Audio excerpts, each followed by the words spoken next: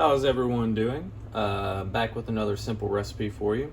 Today we're going to be making drop biscuits.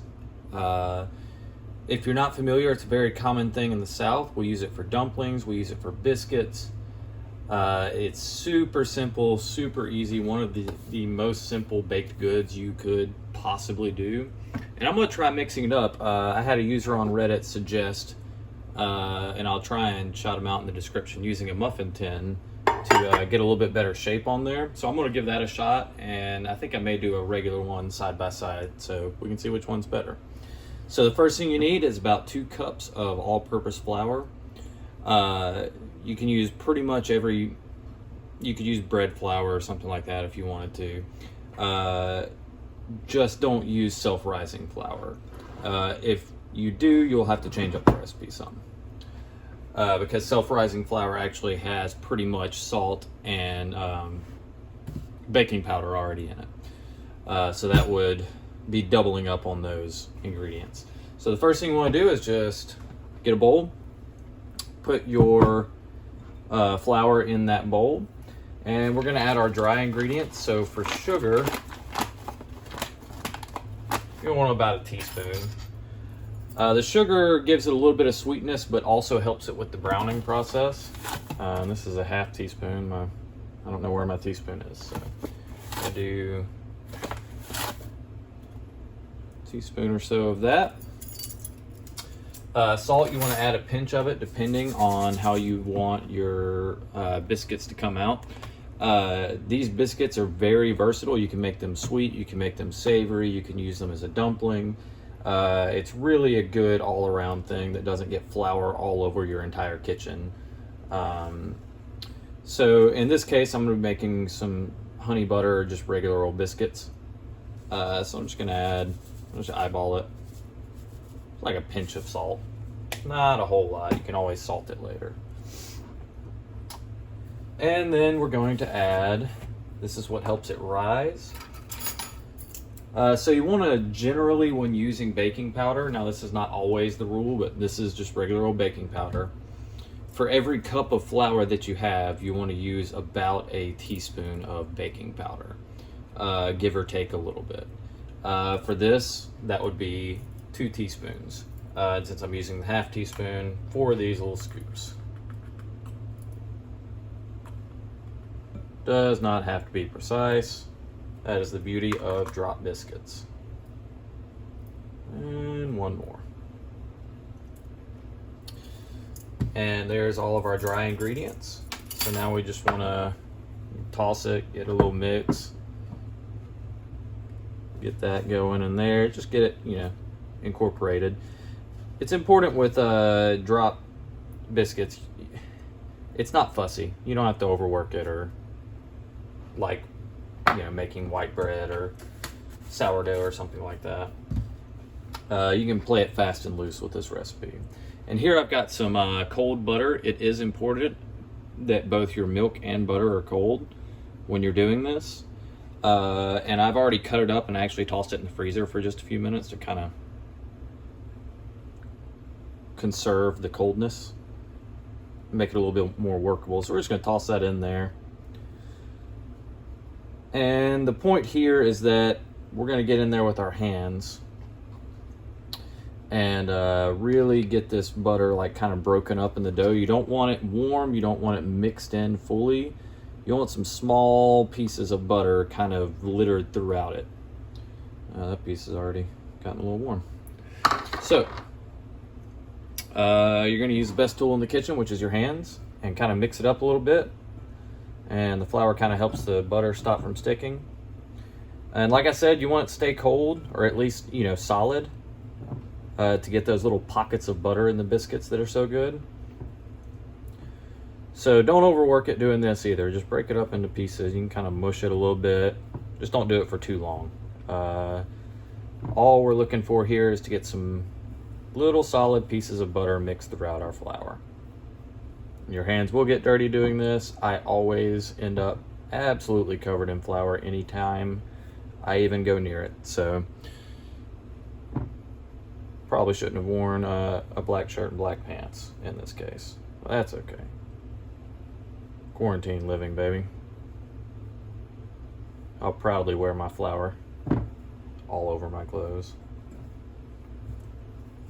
So that should be pretty good. We've got it all into smaller pieces and kind of mixed in there really well. And so the next thing we're going to do, we're almost done here really,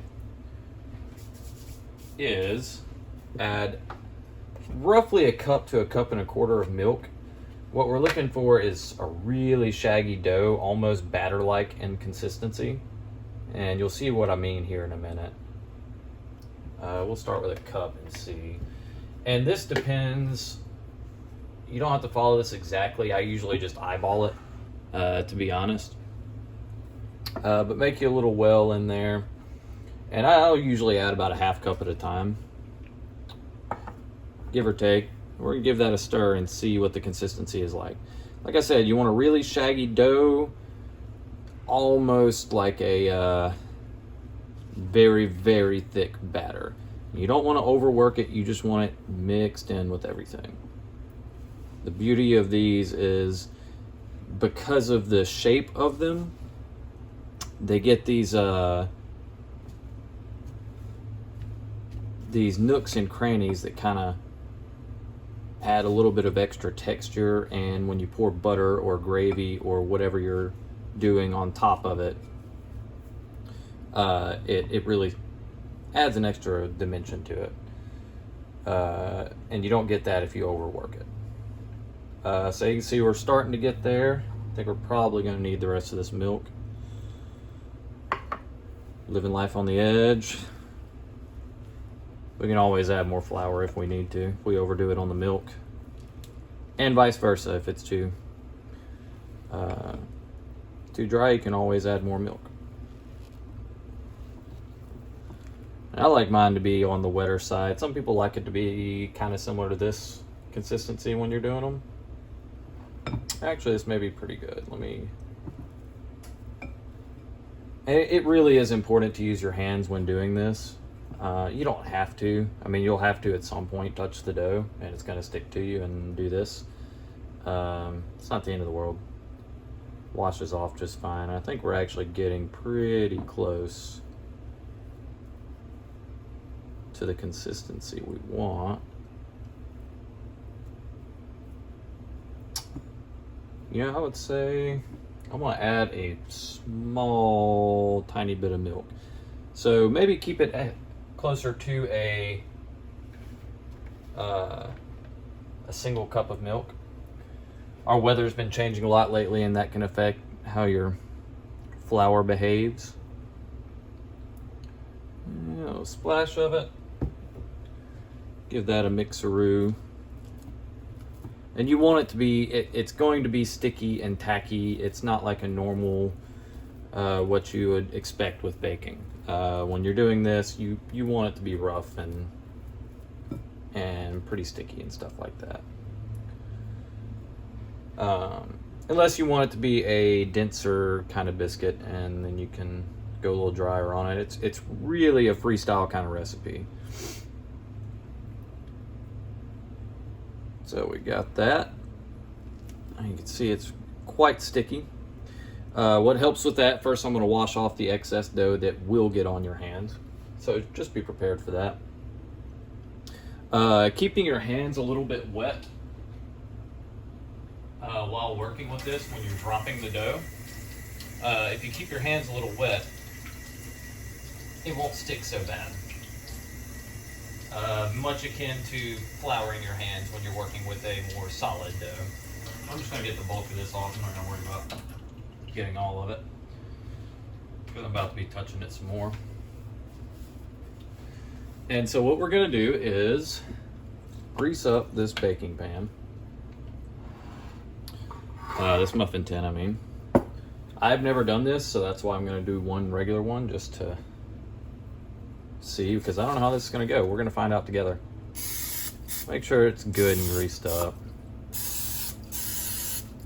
Probably only going to use about 4 of them, so I'll conserve that.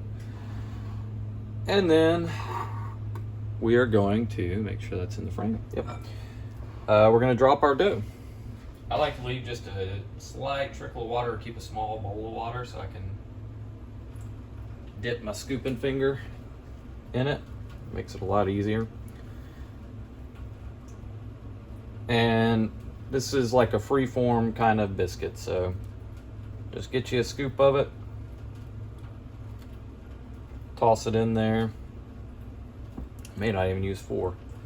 Usually makes about 5 or 6 regular sized biscuits, depending on your appetite. Should be good for a couple of people, maybe 3. I'll go ahead and scoop that one. You can see it's starting to stick, so I'm gonna get a little bit more water on my hand. Very curious to see if the muffin tin helps, because they're good on their own, but they're not the prettiest. And they don't rise a ton, so we'll see. I'm gonna do one more. I'm just gonna do 3 in the muffin tins.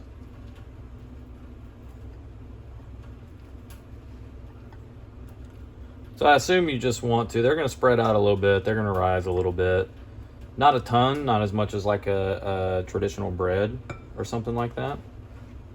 But they should get some more volume to them. So you can see we have those in our tin. I'm gonna actually grab, I wanna do a couple of traditional ones so you can see what I mean on that.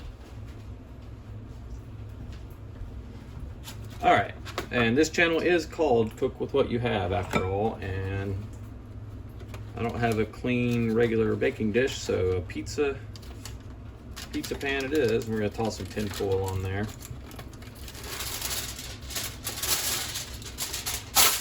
At the end of the day, we're just making ingredients hot, so this will work just fine. I hate dishes, so I do this. In fact, most of the time I would just be using my hands entirely for this dough, but I want it to look professional for you guys. We're just gonna spray that down, make sure it doesn't stick. And we're gonna do the exact same thing, except all we're gonna do is drop it onto the pan. Take about half of what's remaining.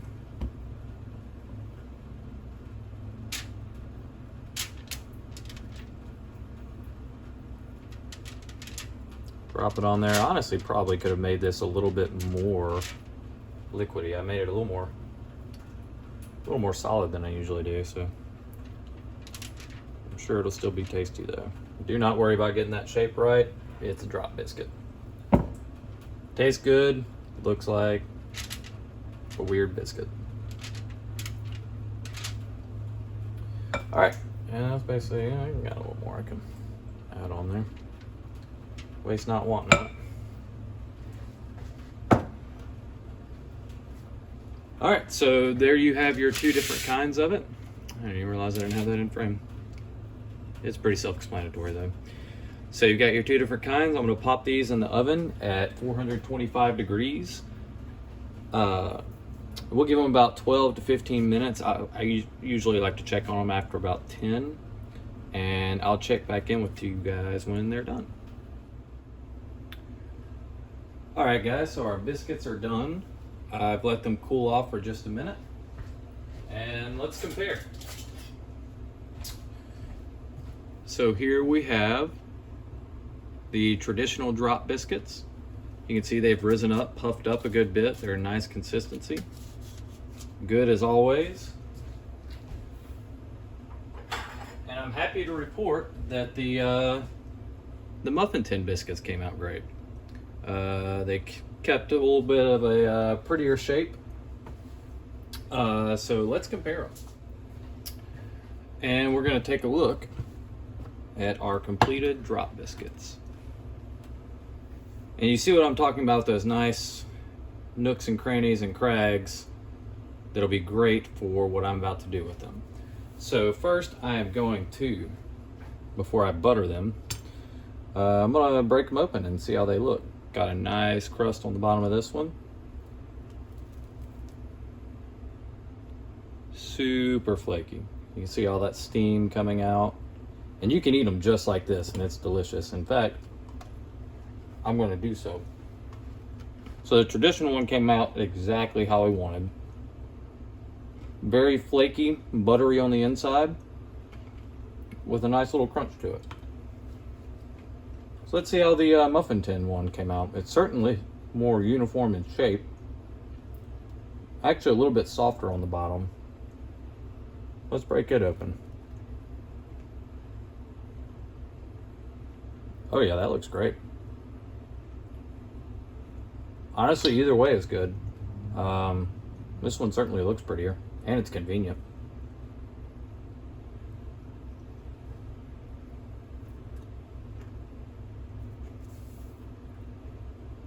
The flavor is basically the exact same. So thumbs up for the muffin tin idea. They hold their shape a little better. And it got a little bit higher of a rise too, which you would expect. So to serve these, if you've ever been to a gas station fried chicken joint, Church's Chicken, something like that, you'll have a honey butter biscuit on the side. It's just included, and sometimes the best part of the meal.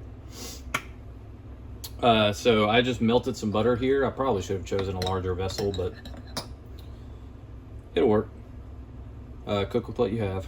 And I have got some local honey. So I'm just going to add, not much. You don't want to go overboard with it. Just a little honey in there. Give that a little old whiskeroo.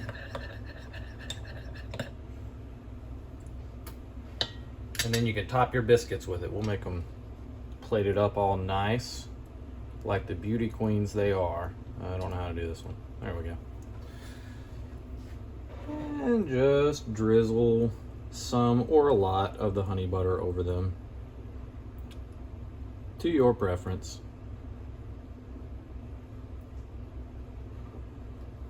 And prepare to have your life changed, because this is so easy, it has no business being this good. Insanely good for the amount of prep work. In this case, it took about 15 minutes to bake at 425. I do recommend checking, after about 10 to 12 minutes, just to make sure. Every oven is different. And you never know, but this is just, it's flaky, it's tender, it's got a chew and a crunch to it. And it goes great with so many things. If you wanted to, the honey butter is my go-to because it's so easy. Sorry, I can't stop eating it. If you've ever been to Red Lobster, you can make their biscuits out of this, the Cheddar Bay biscuits, by just adding, I add a little bit of garlic, a pinch of oregano, and cheddar to the batter before you bake it. And it comes out very, very close and very delicious as kind of a dinner treat. These are perfect for biscuits and gravy. I'll probably end up making a video on that at some point. And the possibilities are absolutely endless. Tell me below if you made it.